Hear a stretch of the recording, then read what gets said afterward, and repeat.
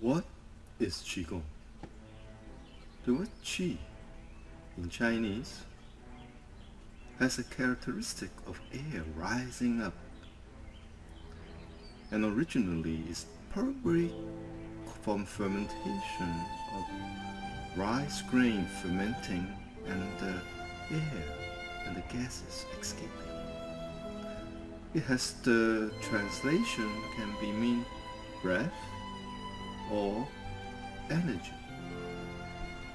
And while the Gong here means practice, cultivation, then Qigong can be viewed as using energy to heal and for health. So many of my students have asked me, especially beginners, what is Qigong? And I will tell them often that imagine Qigong is like cooking a pot of soup. And in this pot of soup, you put in movement,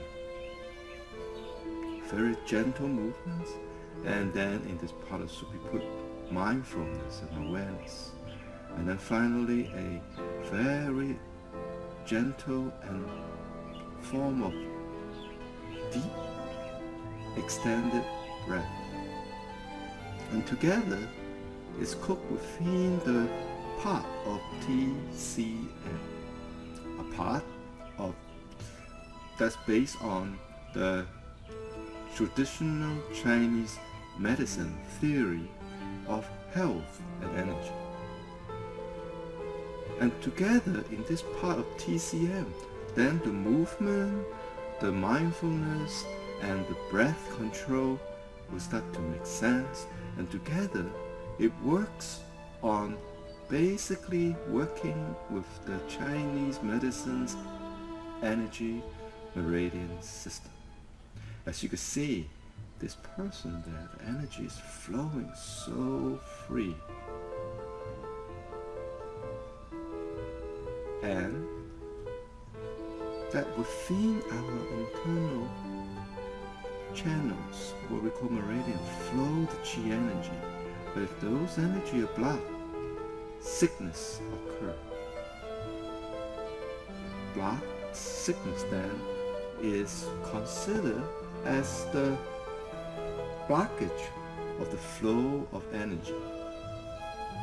And that is a unified theory of health and sickness. Very simple. If you're sick, somewhere, some area of the body or organ function is blocked. And therefore, health is simply unblocking the stagnation by the practice of Qigong in our particular case. Of course, you can say that one can use the other form, such as acupuncture, herbal medicine, but they all basically work with unblocking the stagnation by the other use. That's why Qigong has to be done in the framework of traditional Chinese medicine principle of healing. An example of a Qigong movement called holding up the sky involves the practitioner of Qigong to slowly raise the arm up and put on the head. It is a very nice spinal stretch, but the main point is not only stretching the skeletal muscular system, but for the Qigongist, it's really to get the Qi flow going up all the way to the head. And this line here is a meridian called the conception.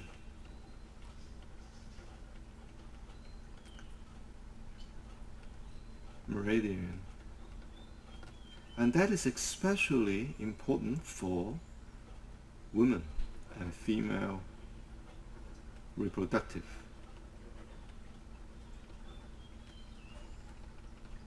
functions. So as you can see that the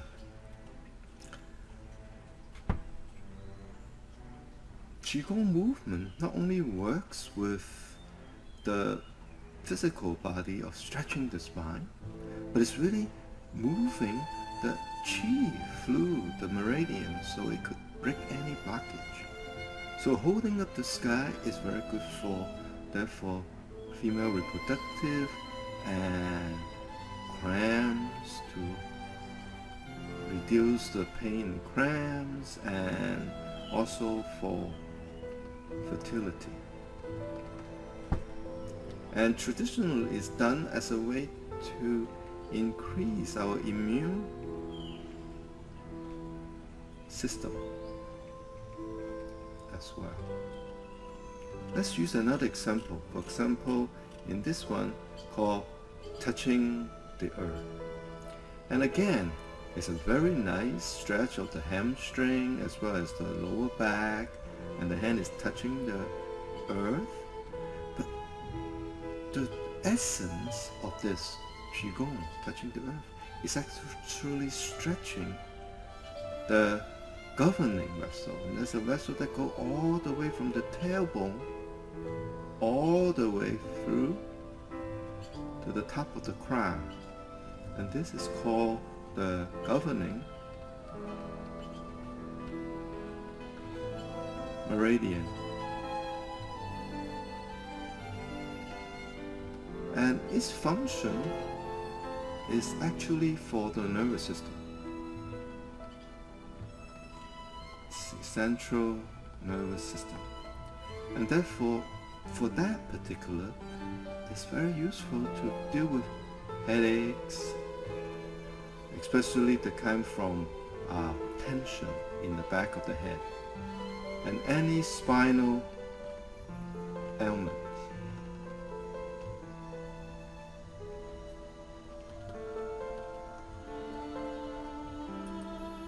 Now we're going to talk a little bit about the history of Qigong. As I believe, as a Qigong teacher, teaching my student what is Qigong, it's very important to know what is Qigong, having a historical perspective. The modern history of Qigong really started in 1950 in China. There is a doctor, his name is Dr. Lao Guizhen. Dr. Lao, who coined the word Qigong and opened the first Qigong clinic in China to basically work with one symptom.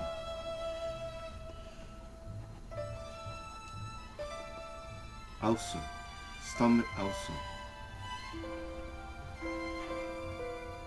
And he found that by having patients with very difficult cases of ulcer to go to his Qigong clinic for a stay of 1 month to 3 months, by practicing a form of stillness Qigong meditation, where they practice a certain kind of breathing regimen and breathing control, and also a meditation that is special, that there was incredible healing occur.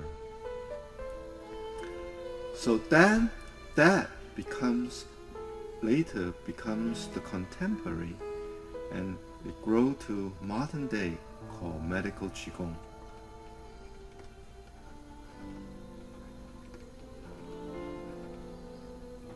Now, if you jump back to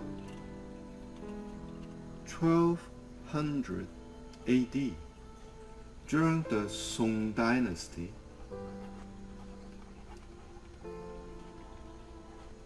there's not much mention of Qigong. Rather, it is called Nidan, inner alchemy. And Nidan is basically what we practice as Qigong, but their attitude there is rather not for health per se, and health is important, but their frame of reference or the purpose is to actually achieve a physical immortality. In other words, the individual, through the transformation of Qigong or inner alchemy, it maintain a everlasting life, like gold. It doesn't mutate, does not get deformed, it does not get rust, and could stay forever. And that's the whole premises of alchemy. Let's go back a little further to 200 BC, almost 3,000 years. And there was no inner alchemy, it was just alchemy, which is considered a kind of material immortality, which is that they believe that if you could ingest a special pill called elixir, that will transform you into an immortality. One of the examples of that is, of course, the first emperor.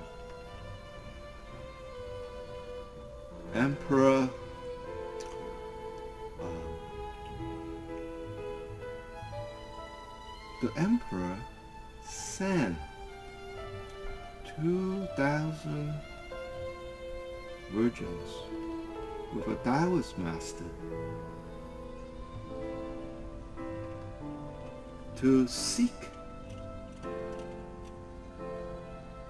the elixir of immortality in a strange island off the coast of China.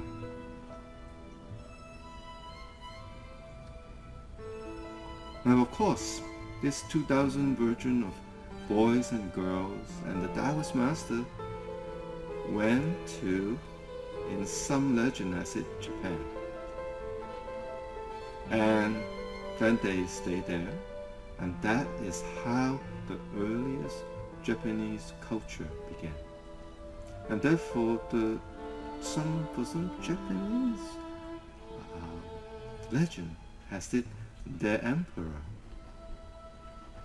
The Japanese emperor come from heaven, so they call him Tianwang, heavenly emperor. And perhaps the first emperor was the Taoist. And that is a myth, as a legend, and it's interesting as a way to show that the alchemy at that time was a material kind of immortality, believing in a magic bullet, magic pill of elixir that can transform you. And the first emperor who built the Great Wall of China, who conquered China, all the other nations, and built a Great Wall to protect. So he called himself the first emperor, but his dynasty only lasted the second. He only lived till 56 years old, and he died. Now, if we trace further back and we say, where does the movement of Qigong come from? Then we have to go much further back to 30,000 years ago, during the Neolithic time, where the cavemen, the early human Homo sapien, were imitating animal totemic dance of a bear,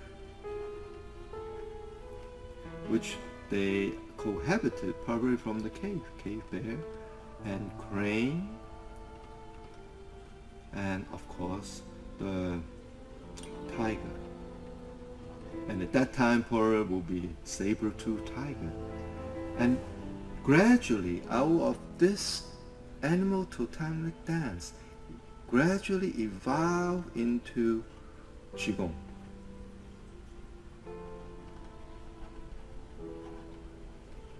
So you can see the practice of Qigong dated way back to the beginning of human civilization, and I feel very privileged to able to transmit such ancient practice.